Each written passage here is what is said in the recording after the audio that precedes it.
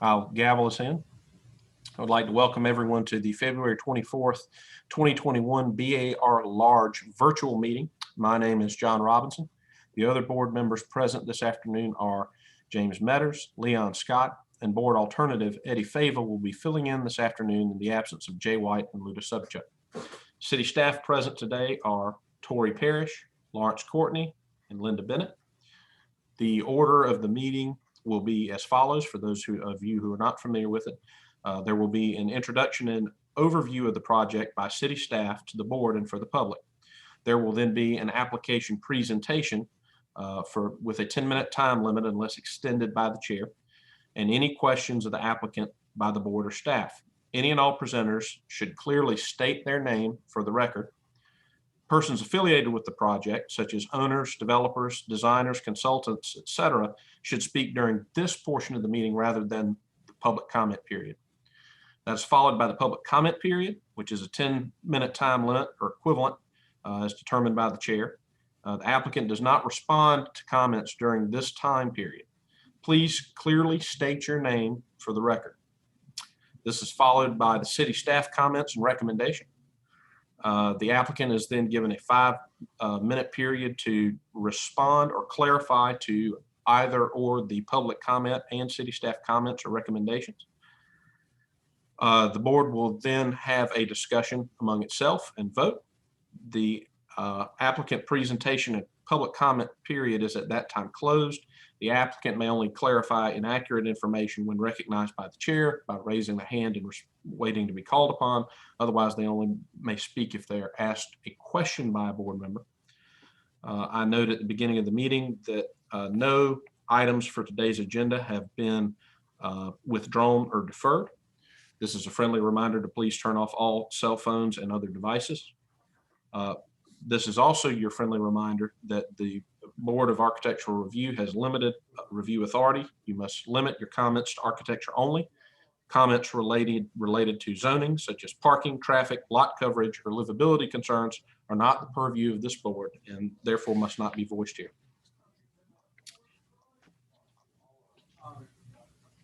Let's see, I believe we have, Lawrence, would you like me to do the read through on the meeting protocol slide in addition? Please. Staff will control the PowerPoint presentation, and that includes everything submitted by the applicant by the deadline in accordance with BAR requirements. Applicants simply need to ask staff to advance to the next slide during your presentation. Applicants, staff, and board members are required to give their name whenever speaking. Video and microphone has been disabled for all attendees. Attendees, not board members or staff, will only be given the capability to speak when they are called on during the public comment period. The chat and the question and answer functions have been disabled for everyone.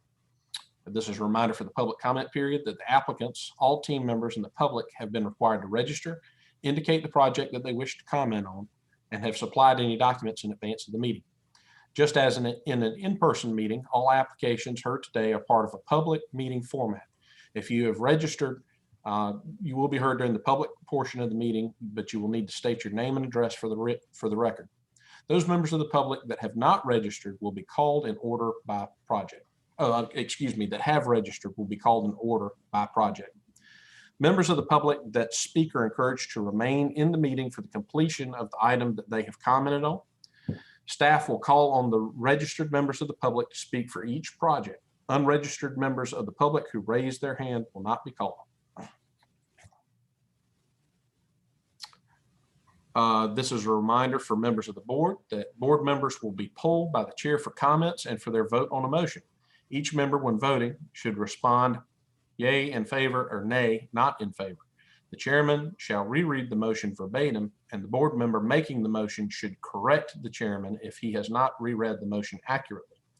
If a board member needs to recuse, he will temporarily be removed from the meeting and placed back in the meeting at the start of the next agenda item.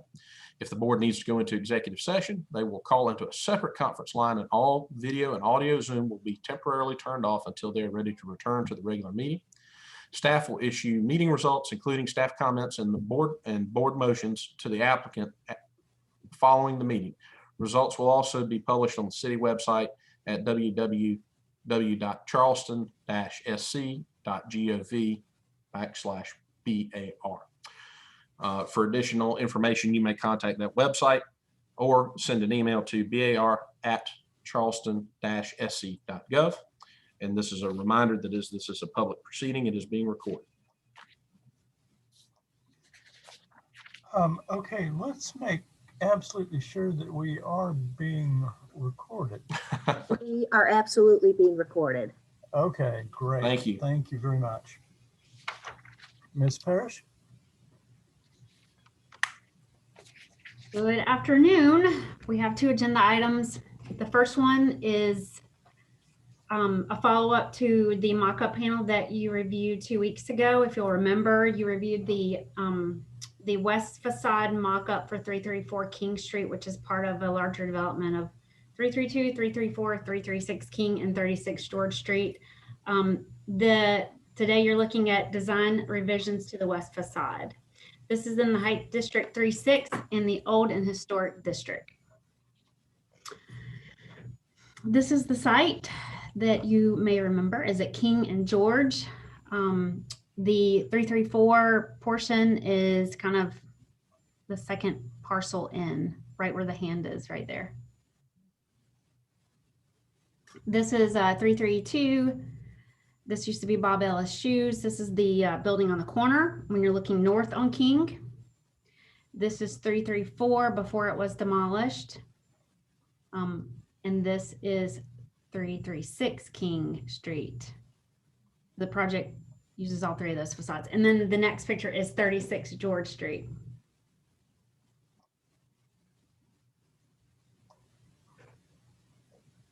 Thank you. We'll now have a presentation from the applicant. All right. Hello, everyone. My name is Kira Brower, and I'm here with LS3P. So I'll be presenting the design revisions today. I'm here on behalf of the owner team for the King and George mixed use development. And I'm also here with Steve Ramos from LS3P and the design architect, Michael Zwetbronner from MA Architects. So you can see our request for design revisions on this slide. We're asking for three major adjustments and improvements to the facade. The first one is an addition of a limestone horizontal lintel above the double hung windows. The second is an adjustment to the width of the fluted panel detail, which is above the headers of the windows. And the third change is a request to alter the material at the storefront knee wall from granite to a painted wood. And you can go to the next slide.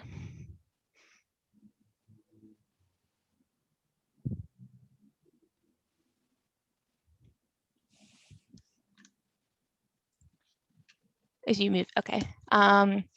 So we've included a formal letter kind of stating in more detail the intent of the these design revisions and making sure that we're clear in our expression. I won't read it all here, but I'll summarize it in the rest of the presentation. You can go to the next slide, please.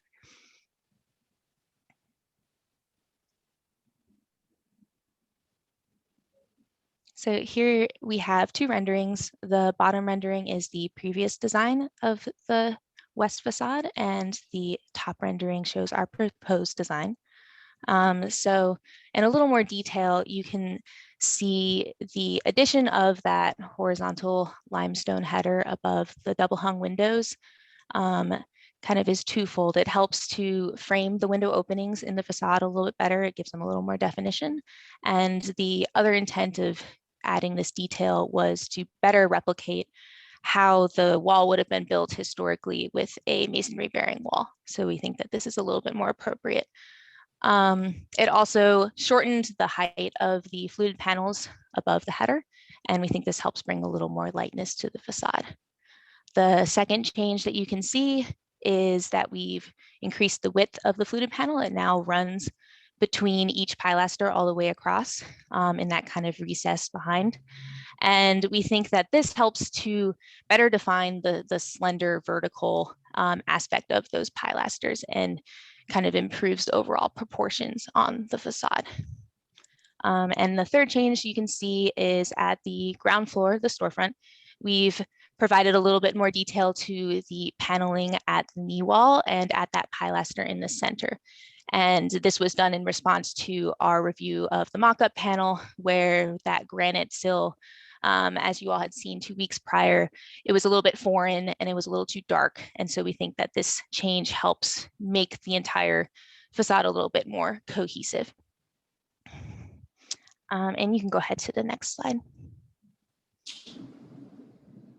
So here's our 2D elevation of the west facade. We've provided clouds over the revisions. And I'd like to comment here that the kind of intent for the signage band is to have those horizontal headers and the base of the signage band to run all the way to the side, which is what we've drawn in the rendering. It was a little bit unclear, which I think was one of the staff comments.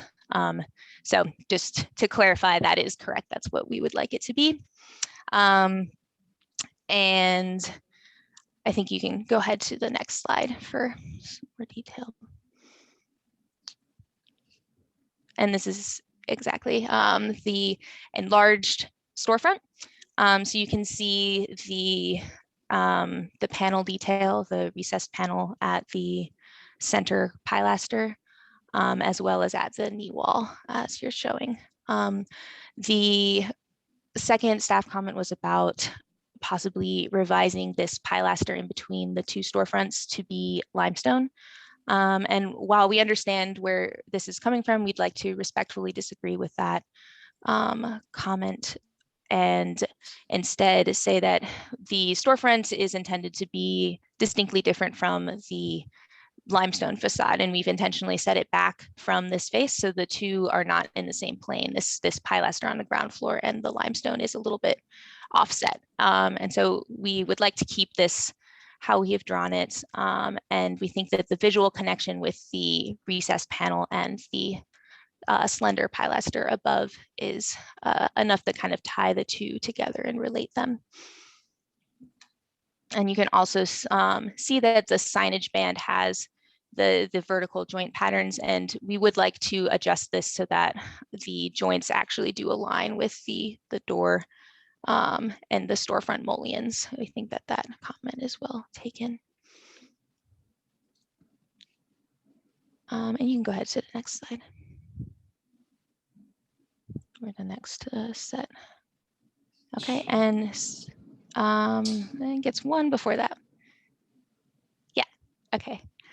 So this is just the enlarged plan detail of that pilaster, which we have clad in wood, and you can kind of see the recess. It's subtle, but it is defined. And you can also see that there's not a ton of space to work with the size of the openings that we're showing. And so creating a limestone return would be difficult, and we think that the wood is more appropriate for this. And you can go to the next slide. And this is showing section details through the storefront. So on the far left is the knee wall. We have a smaller sill and the panel base below. And then you can see the mullion detail as well as the header at the limestone soffit. Okay, and next slide. So our conclusion slide. I would like to ask everyone for approval for these design revisions. We believe the changes really do strengthen the overall composition of this facade along King Street, and we think it's an ideal refinement to the original design concept that was previously approved. And thank you for your time. Thank you very much. We will now have a public comment period, if any. Do we have any public comments, Mr. Courtney or Ms. Bennett? Or Ms. Bennett? There's no public comment. Okay. We will now hear from city staff on comments and recommendations. Thanks, Kira. Our staff comments, the first one, A, you have addressed the reasoning here, but our comment is over past the metals, the center pilaster has evolved and has been proposed in several materials. Because it replicates the corner pilasters and visually supports the limestone band above it, staff recommends that this should be clad in limestone rather than wood. B, staff recommends replacing the center joint at the signage band over the storefronts with 2 joints that align with the openings below. This would allow the joints to be reset and centered over the storefront openings below. Kira's also addressed this one for you. And then C, I think you've addressed this too. This was an issue between the rendering and the technical drawings. The top of the bottom rail of each door shall align with the top of the storefront knee walls, and the top and bottom trim on the limestone signage band shall extend fully and align with the openings for the storefront as indicated on the CAD drawings rather than the rendering. We recommend staff recommendations. Staff appreciates the extensive use of limestone on this facade and finds the revisions to be further improvements to its elegant and durable appearance. Staff recommends approval of the revisions to the 334 King Street West facade with staff and board comments. Thank you very much. The applicant has the benefit of response or clarification to any city staff comments, if you'd like to take advantage of that.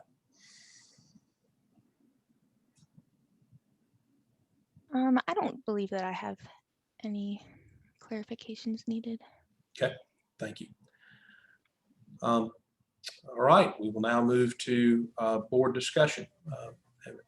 Any fellow board members care to discuss this particular project? I have no comments. I think they've done a good job at it. I'm comfortable with staff comments.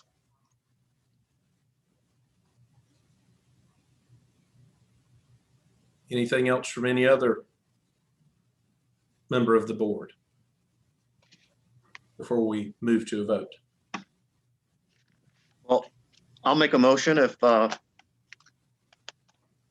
make a motion for approval of the revisions of 334 King Street West facade with stat and board comments. I'm sorry, this is Leon Scott. And I was going to acknowledge that, Mr. Scott.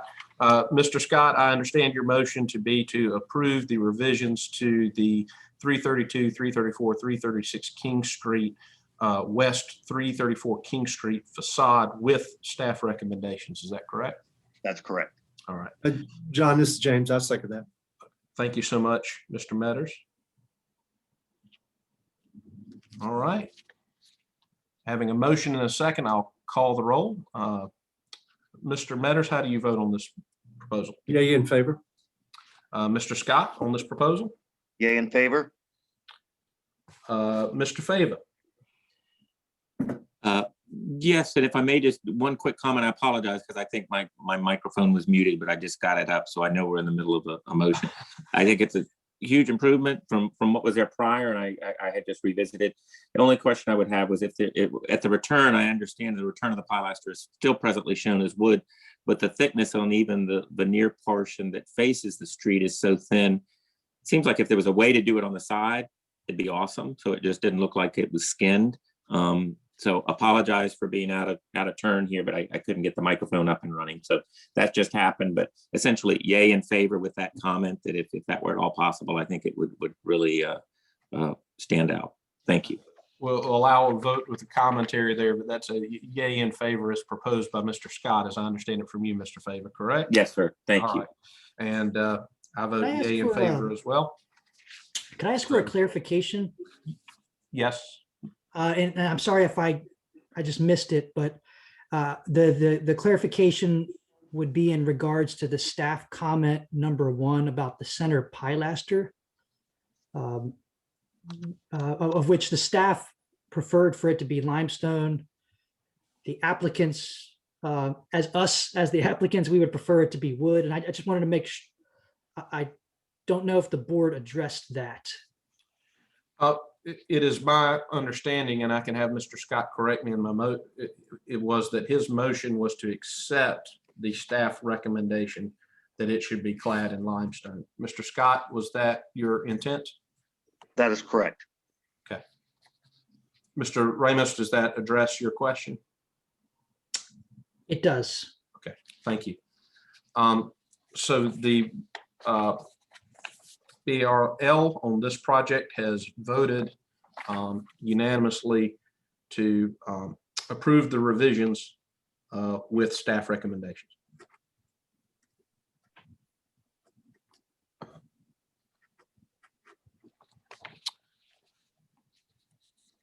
Thank you. Thank you. Thanks, Steve. Thank you. Thanks, Steve. Thanks. Thanks, Karen.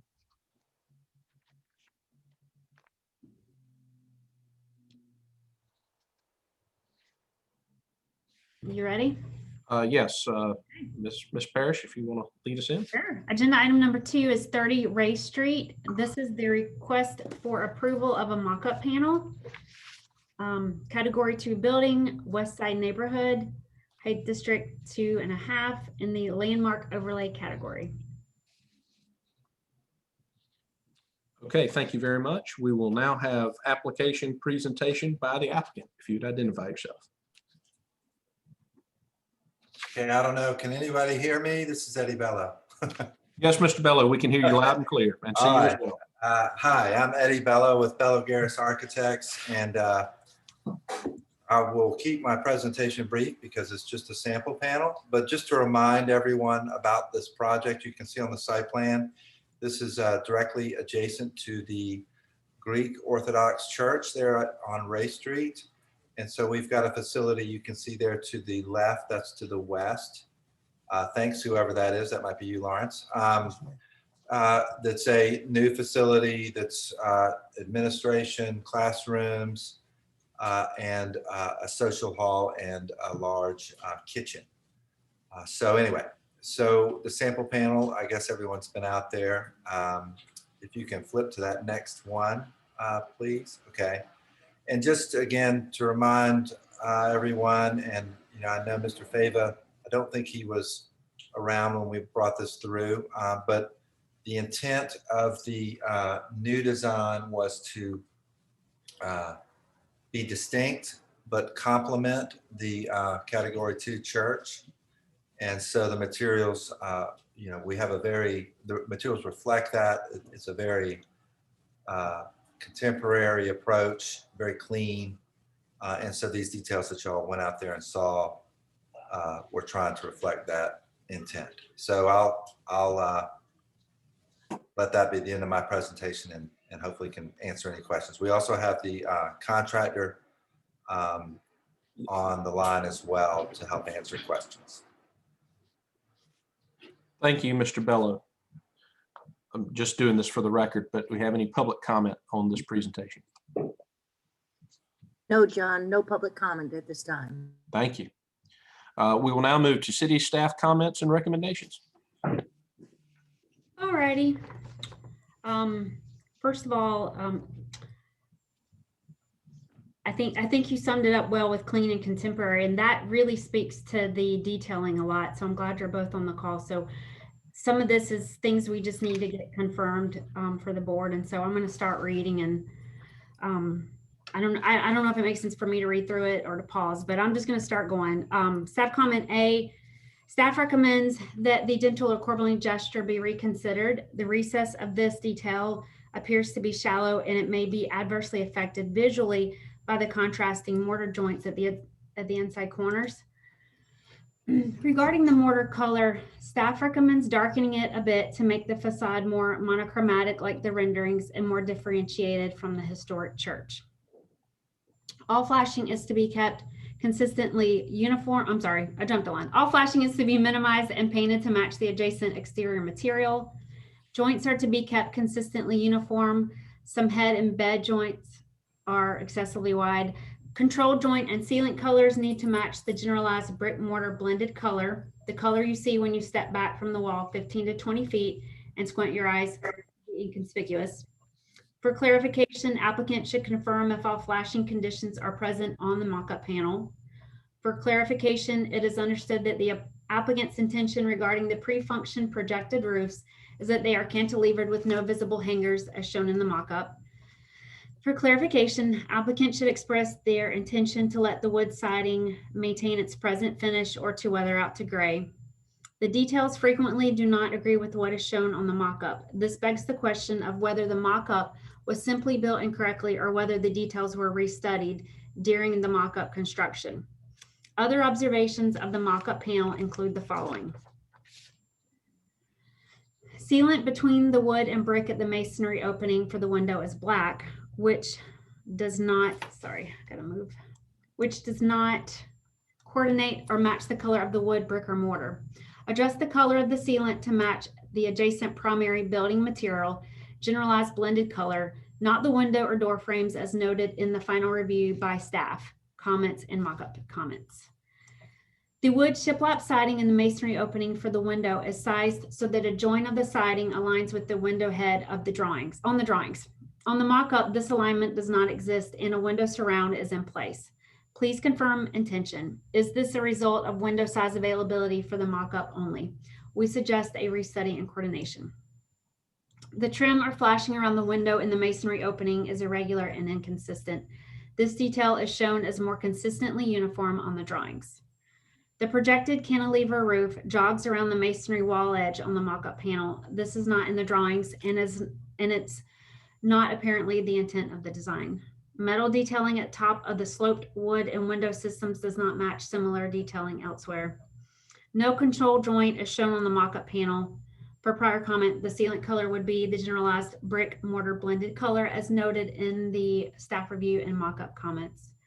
No through-wall flashing is in the mock-up panel. Please confirm. Per prior comment, this would be minimized and painted to match the adjacent material. And I believe this is last. No. Hardscaping is required to be shown on the mock-up. It is assumed that specialty pavers will be used at the outdoor pre-function area. Please confirm or clarify if this has been downgraded. The mock-up needs to clearly show how the building will meet grade or hardscaping. There needs to be a tighter joint where the wood meets the coping material, the coping metal at the projected cantilevered roof.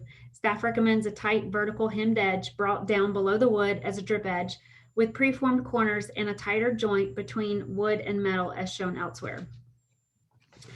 At the bent plate edge corner detail where the brick and wood shiplap are mitered, the craftsmanship of this detail needs to be much better to create clean, crisp edges. This detail is a critical aspect of the design. However, the sharpness that is the intent does not exist in the mock-up panel.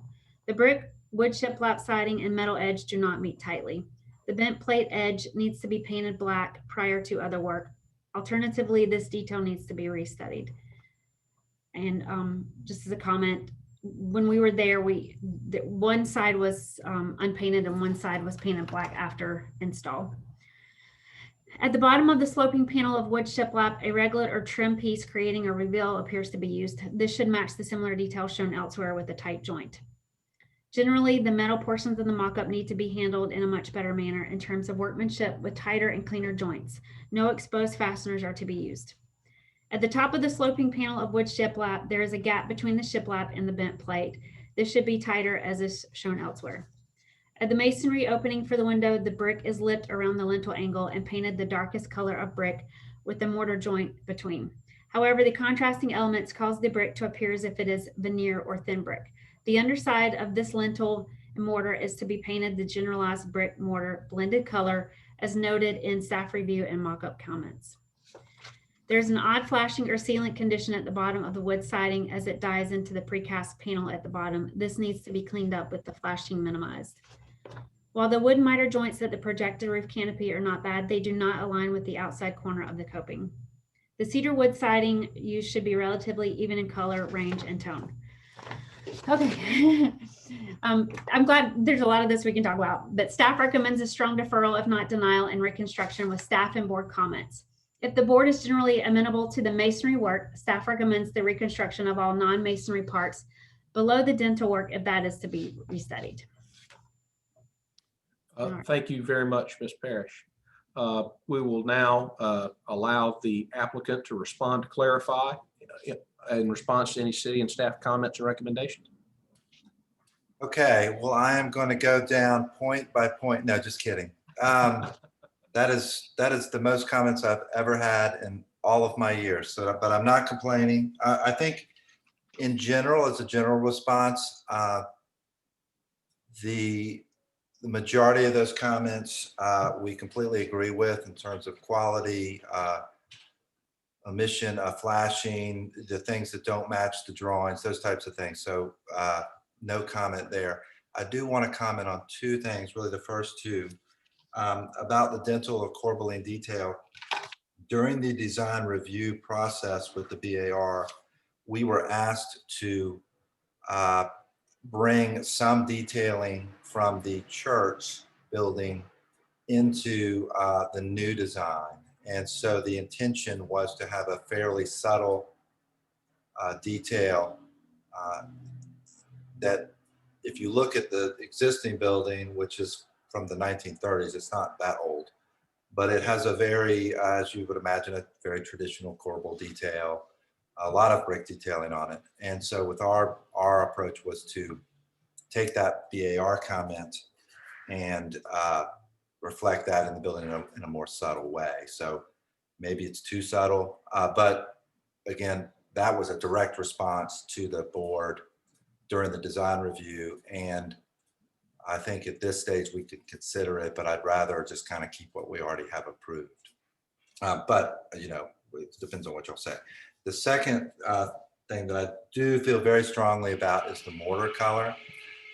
We spent a good bit of time, as you can imagine. We have a church committee. We have a lot of very interested people. We had several brick samples made that the BAR never saw.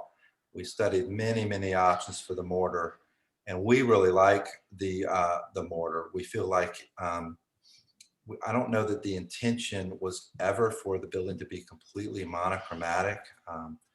Maybe the renderings were not as clear, but they were just renderings. I think once we got out in the field and we went through the process of actually looking at the actual brick, and the actual mortar and the different combinations, we're really happy with this mortar. And I think as one of the designers, I would be opposed to making it much more monochromatic. I think the building would not be, I don't want the new building to feel too heavy next to this older church. So that's our only, I think my only beef is that I would ask that the board maybe reconsider changing the mortar color because we're happy with it. We feel like it goes well with the brick. The other things, and I'll be quiet after this, but you know, it is our intention. I'm just looking. I wrote some notes down as Ms. Parrish went through these. Our intention is to show the flashing. We are showing a stain on the wood. That I've used that detail a few times, and the intention is right now is to have the stain that will weather out, which we think will look very handsome.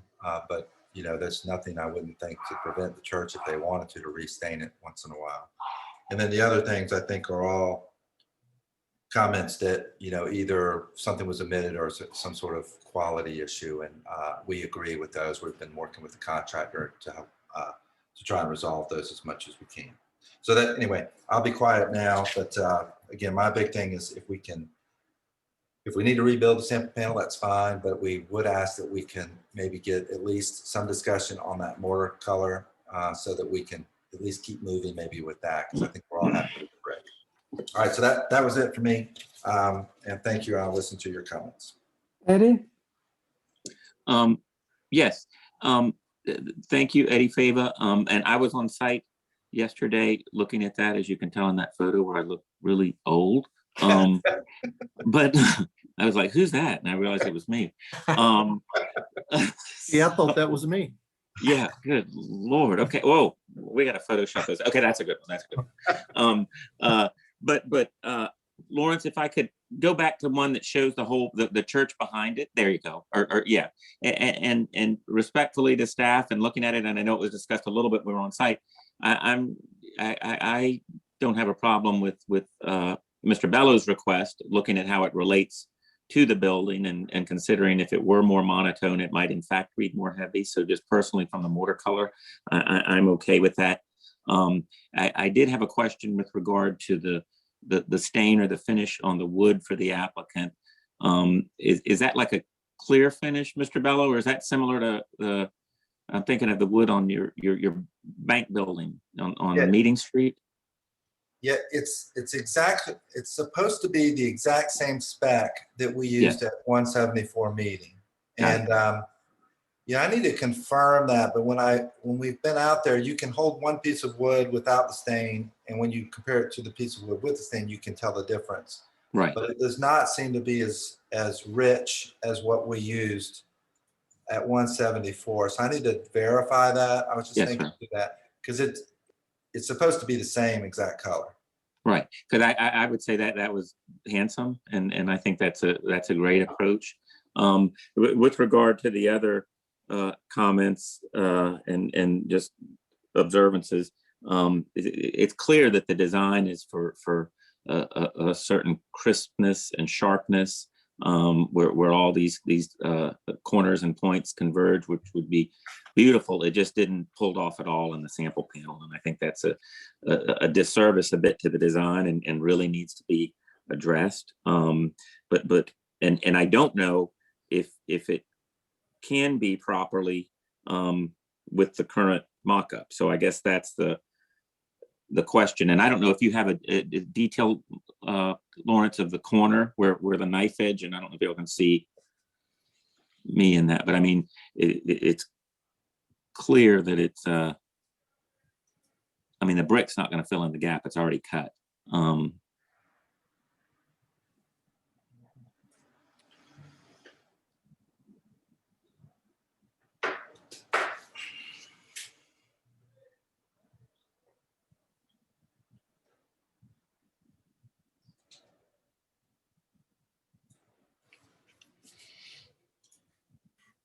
Oh, there you go. Because I mean, I've got it on here, but I don't know if that's something you can see or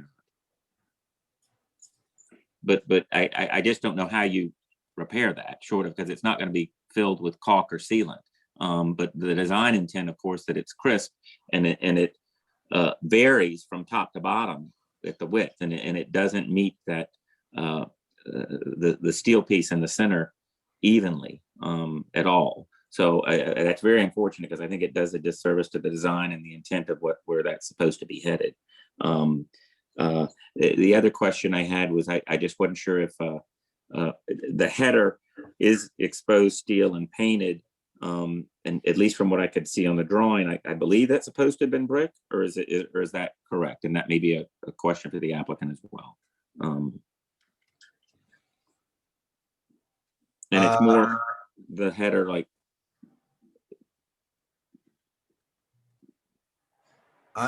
Eddie, I'm not sure I understand the question on that. all right, can you see me? I can't tell if you can see me, or is it just the screen that you're able to look at? It's just the screen and Lawrence's Okay, got it. presentation. There you go. Okay, Lawrence has got it. There you go. I didn't know, Mr. Bello, if that's supposed to be brick underneath that, so that it reads as a solid masonry header, or is that, and I just didn't tell from the scale of the drawing I'm looking at on the screen here. Well, that's a lintel there. Are you talking Yes. about the actual course of the brick, Eddie? Yes, sir. Yes, sir. If that was the design intent, that it's just veneered, and I guess that's the case. It looked like from the drawing that was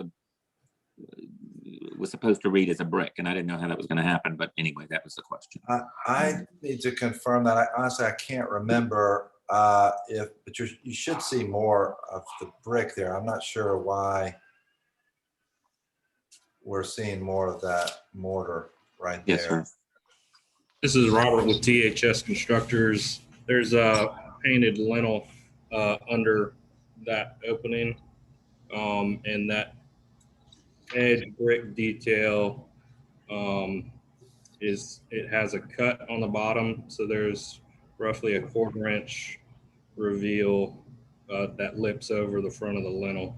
Mm-hmm. It's a lipped brick at the header. That Okay. was a requirement by the VAR, but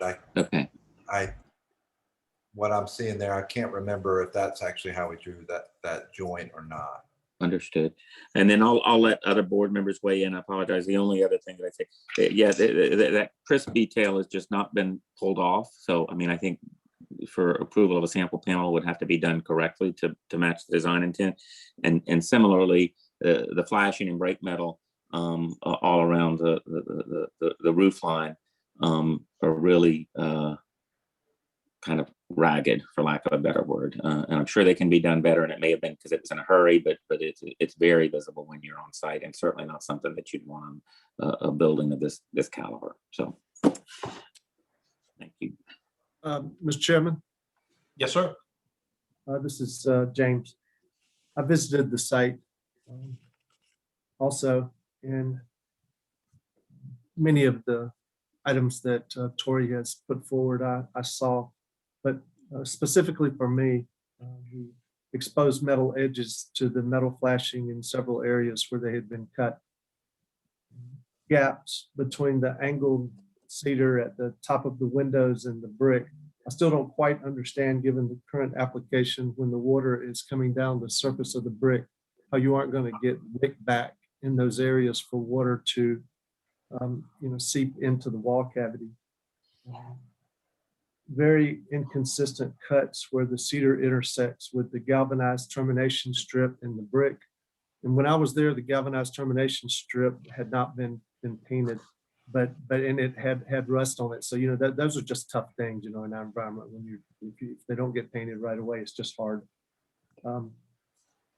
The short boards, it seemed like almost every one of the boards could be full length instead of, having cuts. Now, Eddie, I don't know if the cuts were part of the design, but it seemed like, like they all could be full length boards.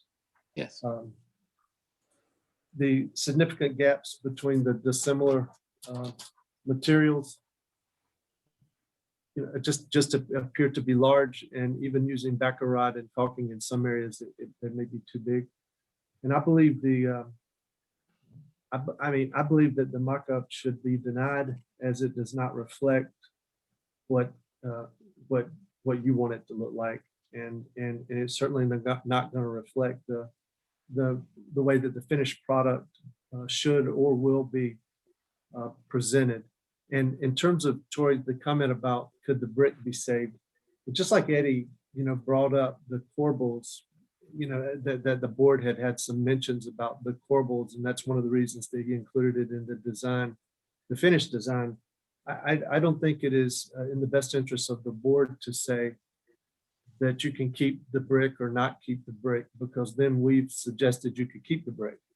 I think that in this case, I think that you did have a lot of comments on this, Tori, because it deserved a lot of comments. And I think that it should be denied.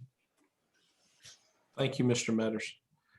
I would just generally comment that 9/10 of the issue appear to be quality and installation issues. Unfortunately, that's laid at Mr. Bellows' feet, because I think his design is excellent. We just have so many quality control issues here. They need to be sorted out. That would be my opinion as well. And so I join in Mr. Metters and Mr. Fava's opinions and concerns regarding the presentation of the mock-up and how it is differentiated from the crispness of the design. This is Leon Scott, and again, I'm not going to sound like a broken record and repeat the comments made by the staff as well as the other board members. But again, I also have the same challenges with giving approval to this, just based on what the mock-up represents and the craftsmanship. I think there's a lot of work to be done. So, Mr. Chairman, I'd make a motion if you're ready to entertain one. Yes, sir. Just one last request. Any further board comment? Hearing none. Mr. Metters? Sorry about that. Thank you. No, not at all.